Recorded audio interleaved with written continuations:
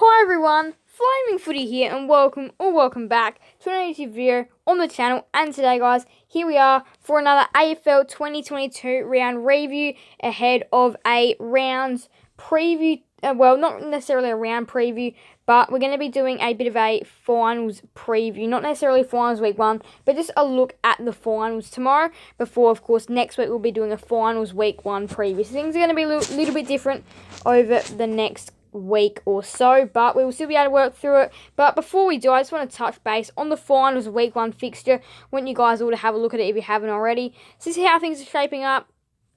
Brisbane versus Richmond Thursday night footy comes back at the Gabba. That's going to be cracker of an elimination final. Melbourne versus Sydney at the MCG on a Friday night. That's the first qualifying final at the MCG Friday night footy. Then there's 2 games on the Saturday, a double header of games on the Saturday. Geelong versus Collingwood at the MCG, 4:35. That's the second qualifying final. And then the final elimination final is between Fremantle and the Western Bulldogs at Optus Stadium on Saturday night. These are 4 big, very exciting, interesting games that are awaiting. But of course, these games had to come out of somewhere, and all that action came out of round 23, which we're going to be reviewing. So let's go ahead and hop right into things. So Friday night opened us up to round 23, and it opened us up to how big things can really be. This was going to be a real top 4 matchup. The winner, of course, gets in, the loser doesn't, and that is why Brisbane have found themselves in an elimination final, a spot where they don't necessarily want to be, and Melbourne, they've found themselves in a home qualifying final, which will be, that'll be massive. Melbourne ended up smashing the Lions by 58, which is what helped them get percent to get that home qualifying final, and Brisbane lost a lot of percent, and will be, 50-50 game versus Richmond coming up for them. So it wasn't Brisbane's best game. They were down by 11 goals at half time. The game was over then. Melbourne 6-1 first quarter. They had 13 goals by half time, and they just kept on going. They were just so good. They showed they wanted to be in the top 4 more than Brisbane did. They did it at the Gabba as well. And oh man, this is a very good last game and a good way to go into finals. Alright, now to GWS and Fremantle, which was going to really again play out how the top 4 and top 8 would work out. And again, it was a massive game. GWS 10-9-69 lost to Fremantle 13-11-89. Fremantle win by 20 in the end. They had to do it the hard way. However, the Giants, they actually were going really well. They were up by about probably 5 goals at one stage. But again, they just couldn't maintain the lead. And the Dockers, they just managed to work their way back, especially in that third quarter, which is where they took a bit of control in the game. And then in the last, they just absolutely destroyed the Giants. But the Giants, they had the game for the first 2 halves. And then the second half, Fremantle maintained momentum in that third quarter and then took it in the last. They took their momentum into the last quarter to get a big win in the end. Massive win. They just missed out on the top 4, however, but they still kept it alive. Now to Marvel Stadium, which this game had no effect on how the finals was going to play out, but it was still a big game to see who wanted to win more. And North Melbourne have officially taken out the wooden spoon and picked number 1 with a 6-11-47. They got smashed by the Suns 16-18, 114. The Suns just smashed them everywhere, and it was game over by 3/4 time. They were in the game at halftime with North Melbourne, but the fight just wasn't there. I think they knew their season was well over. They didn't really have anything to prove in this last game. Of course, Clarko will be coaching them next year, though, which could put them a step in the right direction. But yeah, in that third quarter, in the second half of that third quarter, that is just where Gold Coast went bang, and that is where the game was lost for North. Now to GMHBA Stadium, where Geelong finished the season with a 13-game winning streak, which is a very good patch of form to send into the finals. West Coast, they end up getting destroyed, and though again for Geelong, they've gone clear top of the table. They have been plus 8 points. Or plus 2 wins on top of the table, which is really good, a nice gap on the rest of the competition, and it does also send them into premiership favourite contention, and they take out the minor premiership as well. But in this game, it was just an obliteration by the Cats, and this is going to be really good come finals time for them. 19-17, they could have really made that 23 or 24 goals anyway, so look, they were really good. And West Coast, the fight was there in the first quarter, but they just couldn't keep up with the Cats, which of course was expected. And West Coast finished the season on a big low. But they have looked better in the past few weeks of West Coast. But yeah, this game, the Cats just made ease of them. But again, it was expected. Everyone knew this was going to be an absolute smashing. And the Cats, 13-game winning streak into finals. That is something very strong, very good patch of form for the Cats. Alright, now to the first game on Saturday night, which Richmond did lock away 7th spot, and they did it in a very good way. Again, Richmond, they're another one of those teams sending a very good patch of form into the finals as well, and that is why they are favourites against Brisbane currently. Essendon 11-9-75 got smashed by Richmond 21-15, 141. That is now the second week in a row that Richmond have piled on a massive score above 120. This is big for Richmond. To score like this is absolutely massive. Because if they can do just one score of that, you know that'll win you a game, 128 or 141 in a final. Of course, it'll win you the game. And Brisbane, they do look very vulnerable next week versus Richmond anyway. But yeah, this is a good patch of form they're sending into finals. Mike Hurley, though, for the Bombers, did end up getting a farewell goal. But yeah, the game was over at three-quarter time. The Tigers, they got a 6-goal-2 quarter, and that is where the game really went into their favour.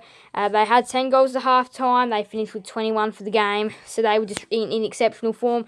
The Bombers, their season in the last couple of rounds has been an absolute mess. And yeah, now the seek for a new coach is on for the Bombers. Now to the Saturday night showdown between the Crows and the Power. Robbie Gray gets farewelled off in the perfect game for his club. Port Adelaide 16-15, 111, smashed the effortless Adelaide 7-13, 55. And again, it was just another one of those games where after half-time the game was over. It was really close at half-time, but yeah, in that third quarter, it just went off. Port Adelaide, even though they only kicked 4-1, but they just got a whole heap better. They kicked 4-6 to 1-3. That's where the difference was. That was 4-6, that's 10-4 in that quarter. That's 10-4 scores, which Port Adelaide could have easily made more fun of Adelaide. And then in the last, they just absolutely smashed the Crows, which really ended up putting up no effort. But Robbie Gray gets farewelled off in the perfect way. And even these two teams have had pretty disappointing seasons. The Crows have been on the rise, and Port Adelaide haven't had a great season, but they do finish their season off strongly to the Power. Now down to Tassie, where the Dogs finally get their groove on and they book a spot in September to the Western Bulldogs, because Carlton lost to Collingwood, but they book a spot in September, do the Western Bulldogs. They break a bit of a Tassie drought down there. They absolutely smash Hawthorn 10-4, 64 to 12-15, 87. They only won by 23, but their dominance was massive. 12-15 in accuracy, and they just absolutely smashed Hawthorn in the inside 50s.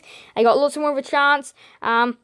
The game was really even for the first half, but in that third quarter, even though the Dogs only led by 10, but that's where the game was really broken open, was in that third quarter. So listen to this, right? The Hawks go 8 goals 1 to half time to 9 goals 2 in the third quarter. They kick 1 goal 1, and then the Doggies are 8 goals 4 to half time. They're 9 goals 12 at three-quarter time. So that's the quarter where they really should have run away with the game. They just couldn't capitalise on their chances. They ended up kicking 8 behinds that quarter, 1 goal 8. So that's the quarter they should have run away with this, and this should have been a 50-point win for the Dogs. But luckily enough for Hawthorn, they were kept in the game. But yeah, the inside 50 count really summed it up, and then in the last quarter, the Dogs just went berserk, and they won the top 8 spot. Hawthorn had nothing to play for, and Hawthorn just got absolutely smashed. Now to Collingwood and Carlton, and this is the game that really did end up summing up the top 4 and the top 8. If Collingwood lost, they would have missed out on the top 4 spot. Carlton would have played finals. If Carlton had have won, then if Collingwood had have won, then Carlton were knocked out, and Collingwood made the top 4, which is exactly what happened. Collingwood won in unbelievable fashion by 1 point. For the second week in a row, the Blues cannot maintain a lead. Last week they lost last moment to the Demons. This week they lost last moment to the Pies. And they had the lead for most of the game. For a bit of it. In the third quarter, they kicked 8 goals to 1, and that's where the game looked over. It looked over. It looked like Carlton were going to run away with it easily. But no, Carlton 6 behinds in the last quarter. You can't say they didn't have their chance because they did. The Pies ended up kicking 5 goals to prevail in an absolute thriller by 1 point. 1 point thriller, that is what makes Collingwood go inside the top 4.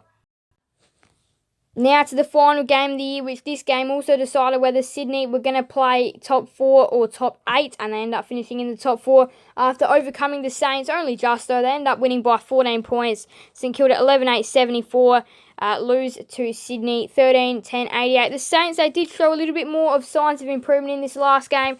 They hung around.